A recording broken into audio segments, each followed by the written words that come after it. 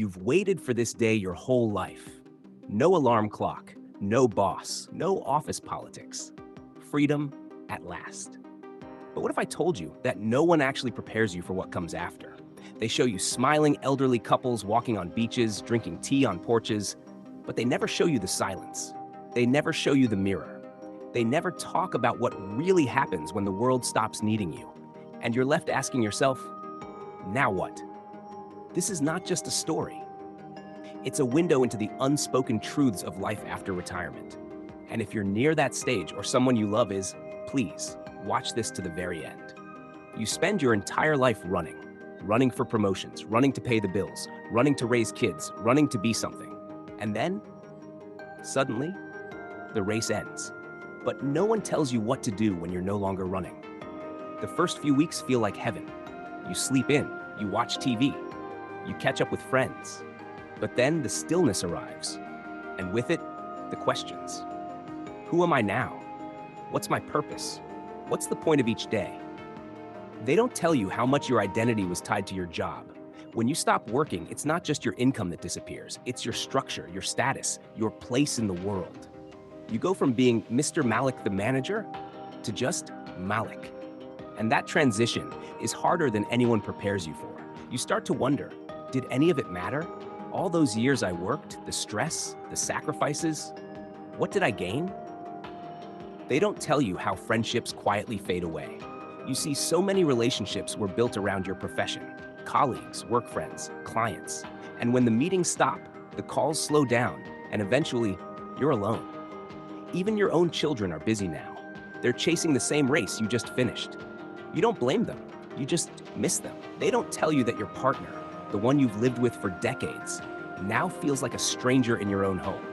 Because for years, you were both so busy surviving, and now sitting across from each other with nothing urgent to do, you start to really see each other again. And sometimes that's comforting. Other times it's confronting. They don't tell you about the guilt. Yes, guilt. You worked hard, you saved, you followed the rules.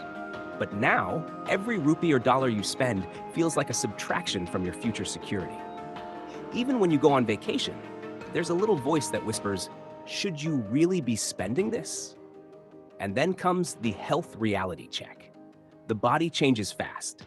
Joints ache, sleep becomes lighter, and doctor visits become more frequent. And even if you're doing fine, there's a new awareness of fragility. You attend more funerals, you see old classmates in obituaries.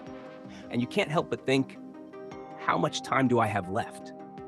But here's what they really never tell you, that this can be, if you let it, the most peaceful, powerful, and purpose-filled stage of your life. Because when the noise fades, when the meetings stop, when there's no one left to impress, you finally have the chance to ask, what do I want? Not what my boss wants, not what society expects, not what I was told to do, but me. What does my soul crave? Maybe it's the garden you never had time to grow. Maybe it's writing that book, or painting, or learning something new. Maybe it's volunteering, giving your time to those who feel invisible. Maybe it's just peace, reading, walking, spending real time with your grandchildren, actually listening to the birds you were always too busy to hear. Life after retirement is not an end.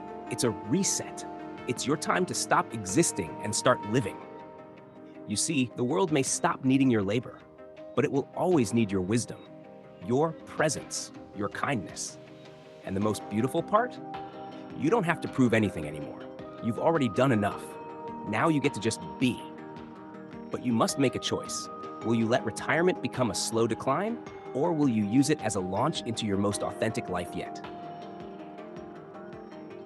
Here's what I've learned from people well into their 70s, 80s, even 90s. They don't regret not working more. They regret not living more. Not calling their friends. Not saying, I love you enough. Not dancing, even when they didn't know how. Not forgiving, not hugging, not laughing harder. And now you have that chance, right now. So, if you're already retired or counting down the days, I want you to hear this from someone who truly means it. Your life is not over. It's just beginning, in a different, deeper way. Please, if this touched your heart even a little, if this reminded you of your parents, your future, or someone you love, like this video, share it with someone who needs to hear it. and subscribe to Evergreen Wisdom, because I promise you, this channel is made with real love, real effort, and real purpose, just for people like you. Every script, every word, I pour my heart into it. So please support this effort for you, for your family, for someone who needs this message. Thank you. Stay wise, stay evergreen.